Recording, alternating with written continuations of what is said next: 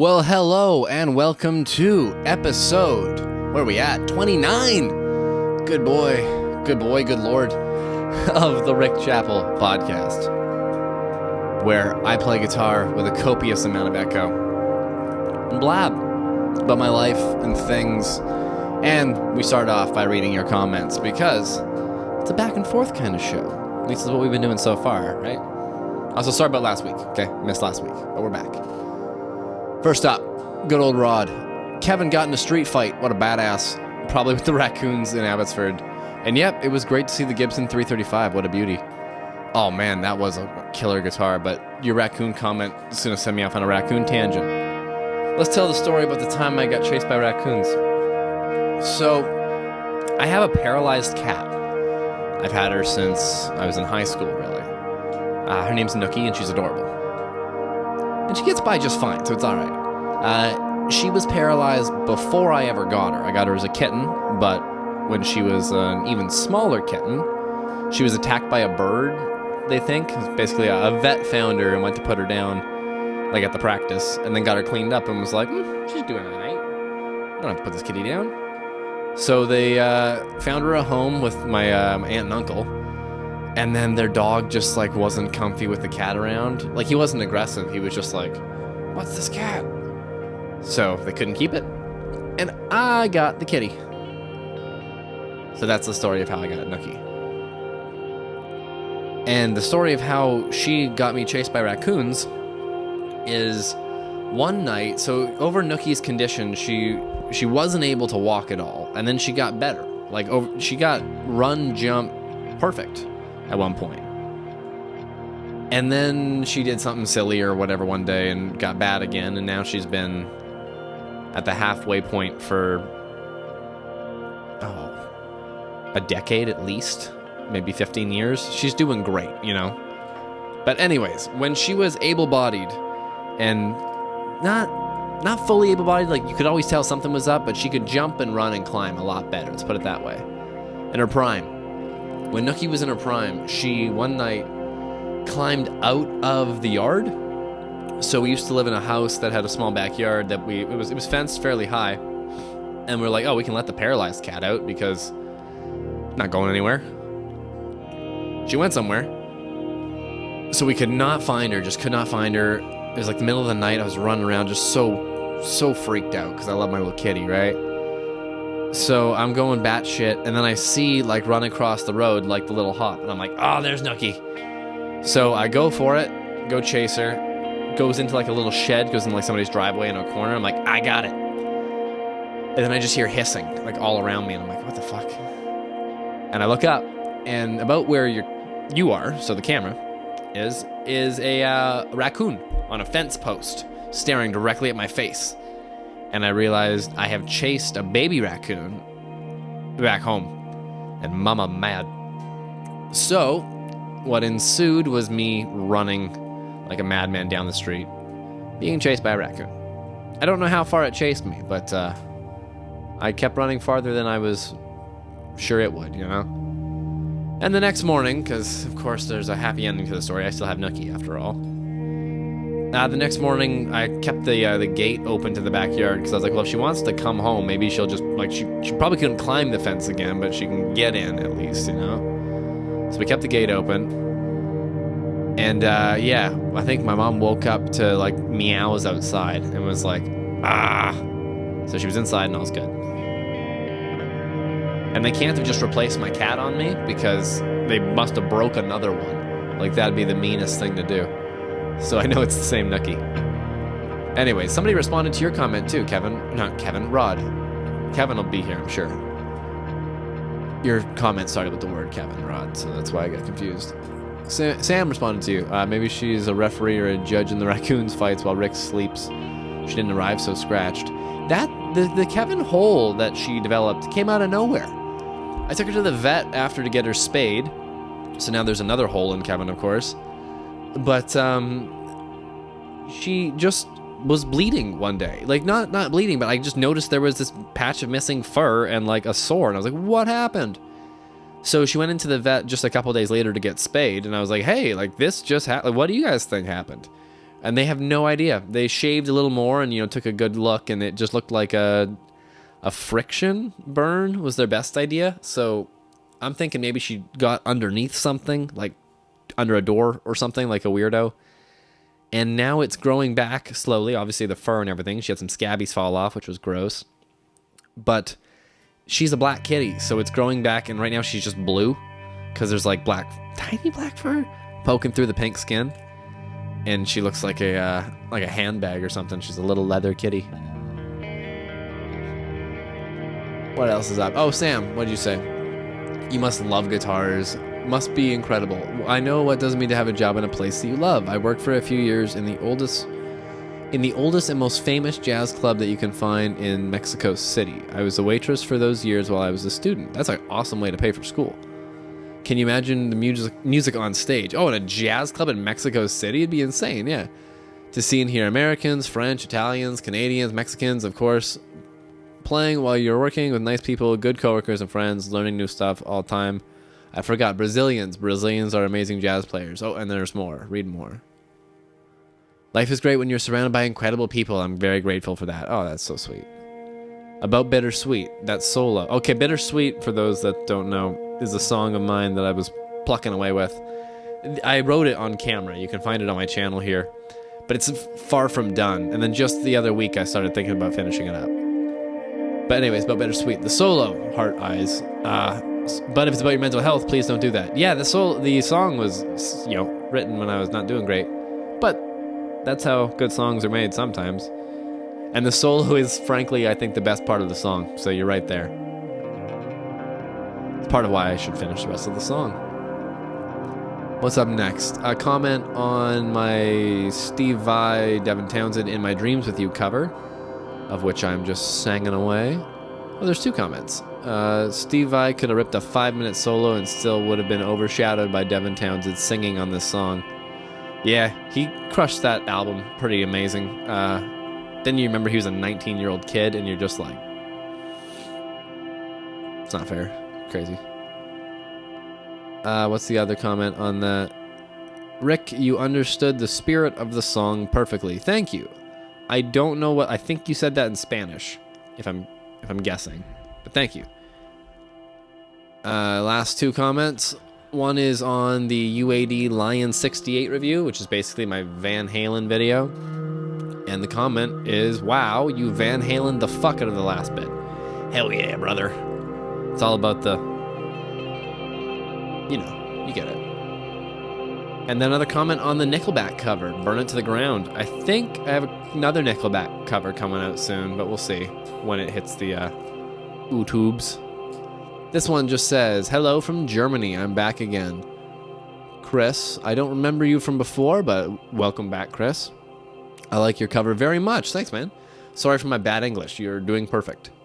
I heard it a couple times and again. It's a lot of work and needs a lot of talent. Thank you. I love it. Absolutely fucking great. Best regards, Chris.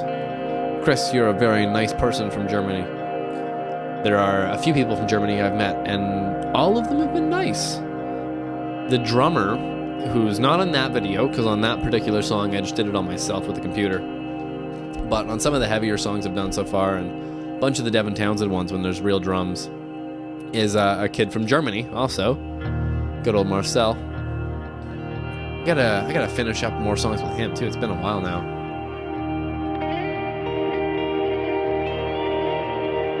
Got some more time now. I'm taking a break from work here to finish up some of these projects that have been taking way too long and whatnot. And by a break, I mean maybe a couple weeks, you know, a month or so, nothing wild. But I think I can get done, like just in the polish stage, like 2 records and an ambient project. So we'll talk about all that later. Because that is comments wrapped up. Is there any other YouTube-y updates I should do before we get to the rest of the podcast? I don't think so. I'm going to take a sip of water.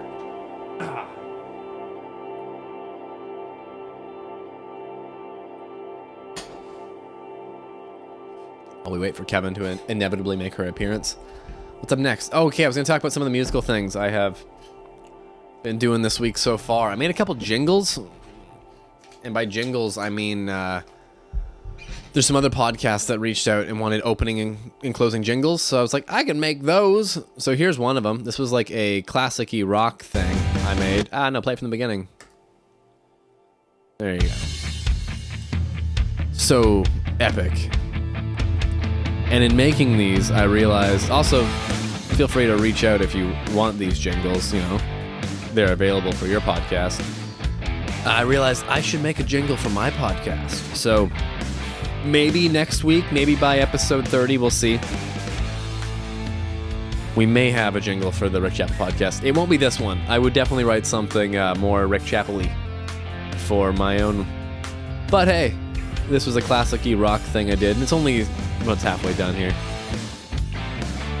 Imagine you just say the name of your clever podcast, sponsored by whoever you're sponsored by.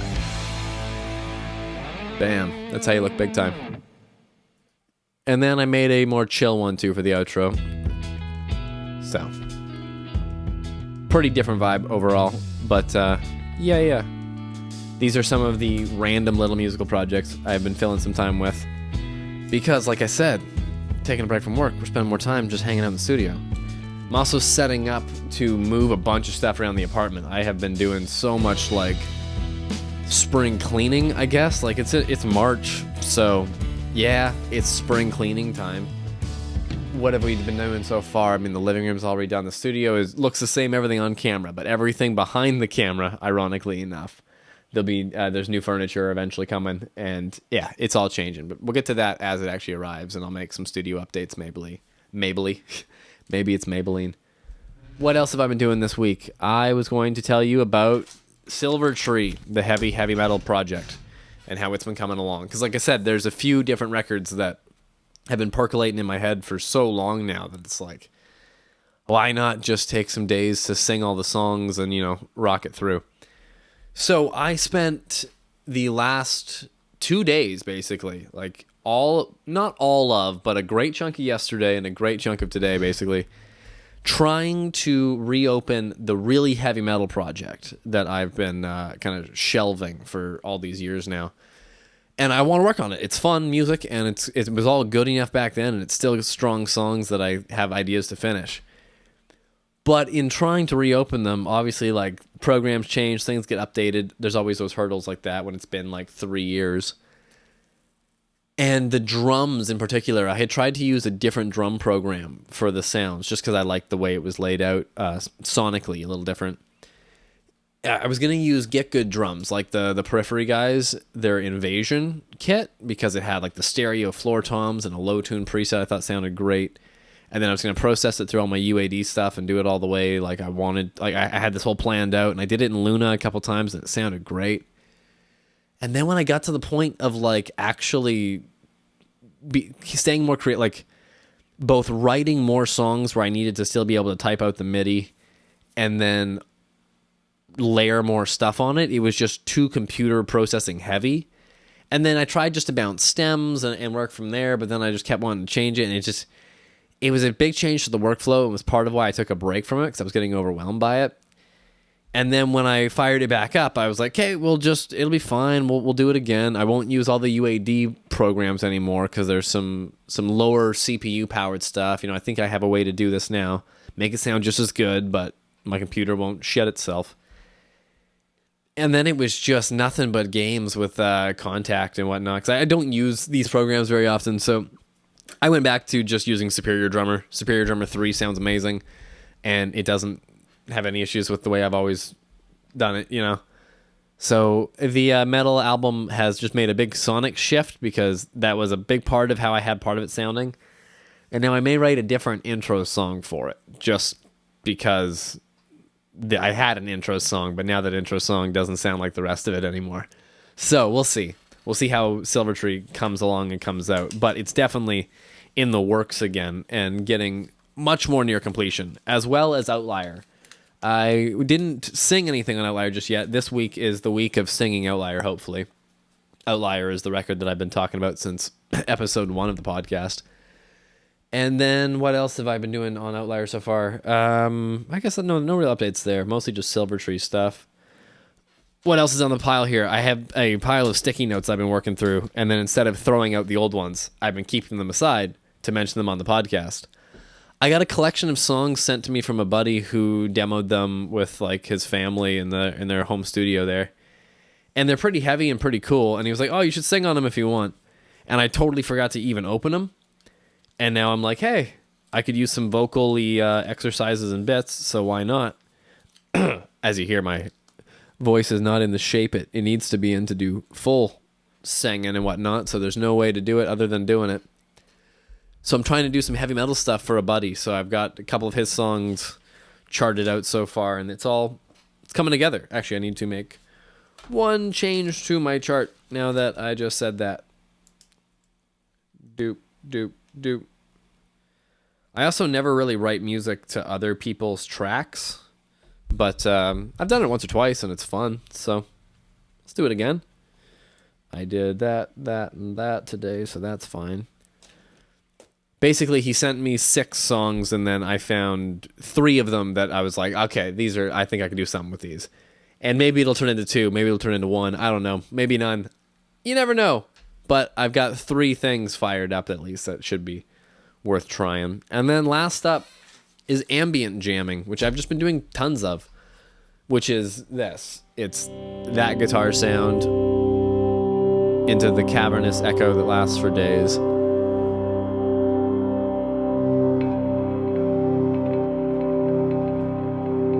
And I guess we can just hit the guitar too to make the noise. But yeah, basically I've been making a bunch of ambient music that's this sound without me blabbing all over it. So I've got about 45 minutes of it so far, maybe half hour, 45 minutes. I want to aim for 45 minutes, an hour, maybe an hour and a half tops. I don't know. It might even just be an hour of music that I turn into like an 8-hour loop type video on YouTube that you can fall asleep to. It's one of those things. I don't know really what to do with this stuff. I've just been making it and then like playing it in the morning when I'm making breakfast or sometimes when I'm making dinner. I have the set of Adams studio monitors set up in my living room with a subwoofer and all that. And it sounds amazing. Don't get me wrong. It's so great. But they're just A5s, so the sweet spot's really tight. So in the big living room, there's basically just like, unless you're right there, it's not as hi-fi as it could be. You know what I mean? You're not getting the real money's worth. So I'm kicking around the idea of selling those Adams off too and that subwoofer, but I really need a subwoofer at home just to be able to listen to music with low end in it and make my own music with low end in it. Otherwise, you're just shooting in the dark. So I'd like to grab a different studio sub, but there's all kinds of things shuffling around right now that I want to sell off, and old guitar and whatnot, and move things around and move things around and move things around to make it happen. So it'll be a fun time. I'm sure of that. But what else is up? That's all the musical notes. This week, I was going to talk about doing the Outlier vocals. I've already done that. The other video that I'm going to bring back, I don't know the day just yet, but it will be this week. I can assure you that. Will be the first of it, and then I'm hoping for it to be weekly from there. The song In a Day live stream. You know it. You loved it. I used to just, and by used to, I mean last year, a couple months ago at least, set up my little camera here and go live on Twitch and write and record an entire song, and then I'd post the thing on YouTube afterwards. YouTube has the ability to go live right on itself. I just haven't quite figured it out very well. So I need to figure that out. And then we'll do that. It'll be right here on YouTube. It'll be live, and then you'll be able just to watch it after. And then in some cases, some of the songs are actually like the ones I did before on this next album, Outlier. I've continued working on them, and they're way better than they were when I wrote them in 3 hours. And some of them are totally lost forever, and I'll never touch them again, but they're still on YouTube in a 4-hour video if you want to see. But in going forward, I'm going to try to make the videos a little better too, where I'll post the full live stream thing, maybe edit it down to a shorter version that's 20 minutes, a half hour, I don't know.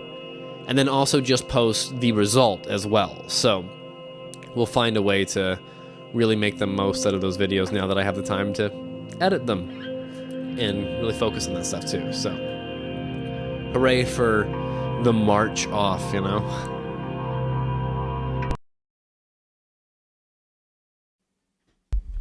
That was weird. I don't know what I just did in the edit, but everything shut down. The screen went red, the camera went silent, and all of a sudden I was alone again.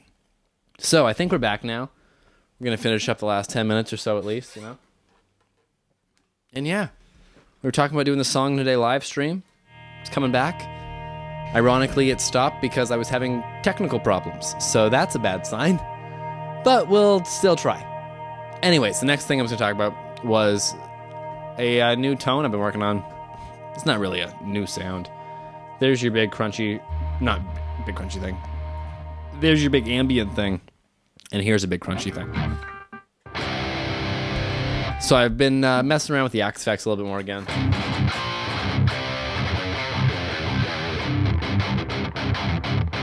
And that might be the sound for the Rick Chappell podcast jingle. We'll see.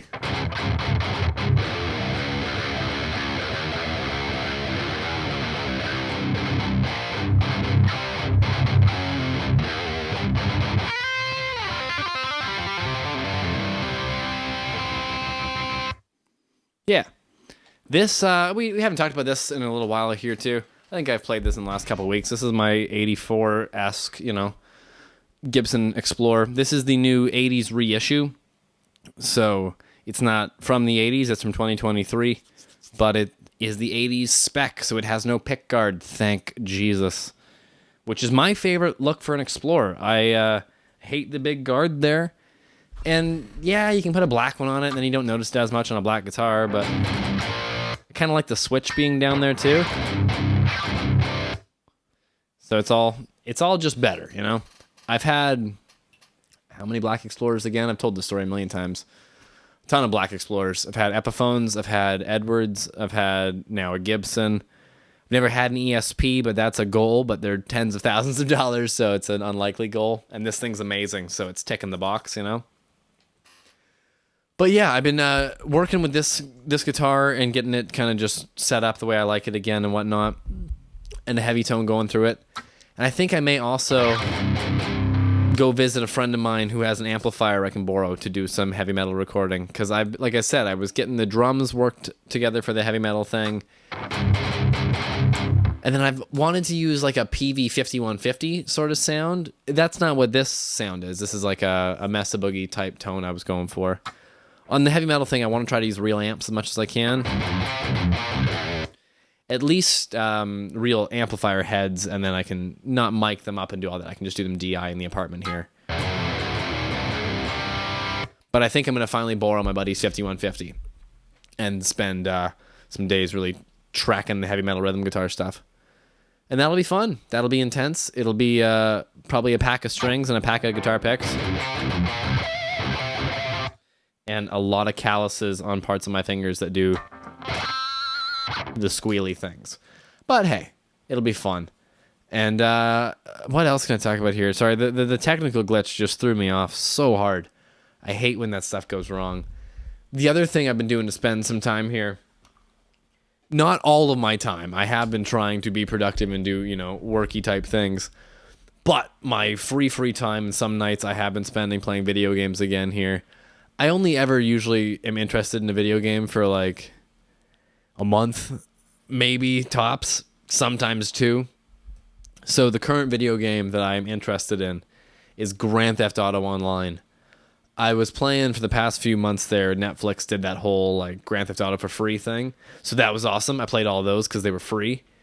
And then I kept seeing, because like the way the algorithms work on TikTok and Instagram and Facebook and all the things that you just get sucked into on the phone, I kept seeing more and more videos of other Grand Theft Autos, number 4, number 5, and I was like, I own number 5. I just never play my Xbox. Like, I never set it up. So I plunked it away on the desk here, and it's tucked away. And as soon as I finish this podcast, that's the last thing I have to do today before I will allow myself some Grand Theft Auto time. Though I may do a little more digging onto the failure that occurred and make sure that doesn't happen again, hopefully. But there may be nothing I can do, so I will have to distract myself with Grand Theft Auto. That's the purpose of video games. Distract from life's problems. And with that, that's not the end. We got to do at least 5 more minutes here. The podcast can't be less than a half hour. That's just how it goes. Let's go back to the ambient sound. Let's let it just do its usual, usual chill thing. Let's hang out. Where is it? Where is it? Why can't you hear it? There we go.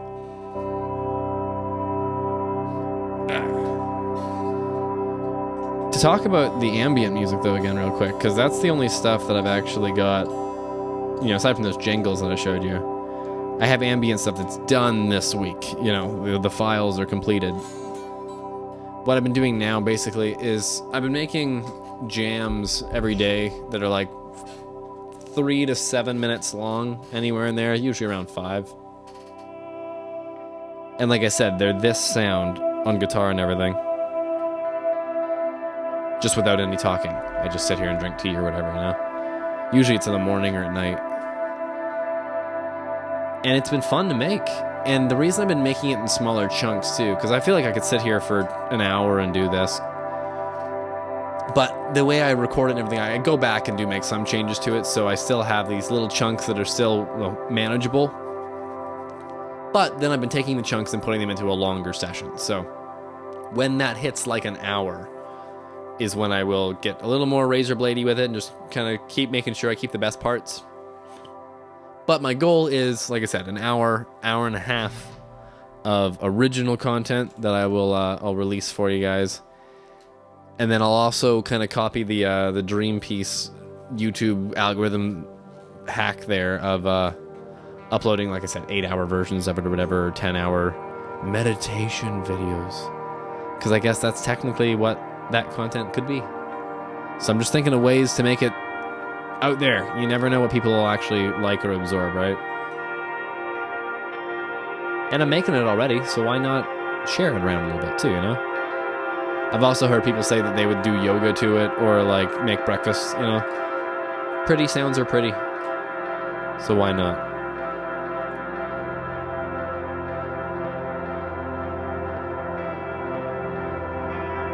Just imagine the podcast without me in it. Wouldn't that be so much better? If that's the sales pitch for it. If a Rick Chappell podcast with even less Rick Chappell sounds like the thing for you, get a hold of my new ambient CD. No, I'm not going to make CDs of it, that's for sure. But I'll put it out on Apple Music and Spotify just because, why not? It's shareable music, technically. And like I said, that's how people listen to these things nowadays. So what I'm on the fence of currently is whether I should release this as Rick Chappell, or should I do just a separate project where I release lots more of these things, as to not bog down the releases that will be songs and drum beats and vocals and regular music that I'll keep doing here. Because I don't want to get too scattered with like a heavy metal name and another, like, I don't need to do that. It's all just me. But if I'm going to release 2 or 3 ambient things a year and 1 real thing a year, is that going to get too cluttery? I don't know. These are the thoughts I'm having right now. Maybe chirp in, Rod and Sam and any of our other weekly viewers there, if you made it through the glitch.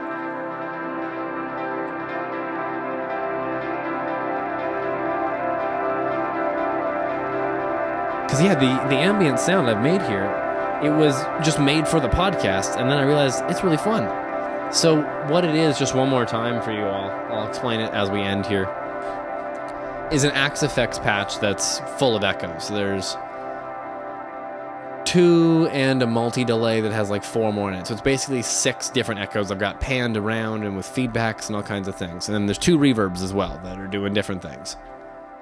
But all of that happens and then is split to be a dry signal, which is still that, but another version of it goes out mirrored to a line 6 delay pedal with a crazy long repeat and a ping pong, and then to a Boss tape echo pedal over here, which again is set to basically its longest setting, nearest oscillation, just to really turn that into an infinite note.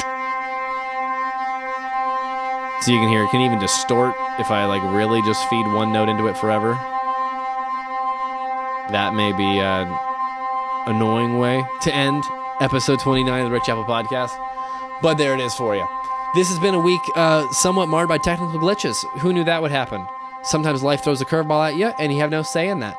So there you go. I will see you all next week, and yeah, happy making videos to y'all that do that too, I guess. I don't know. Click something. Do things. See you later.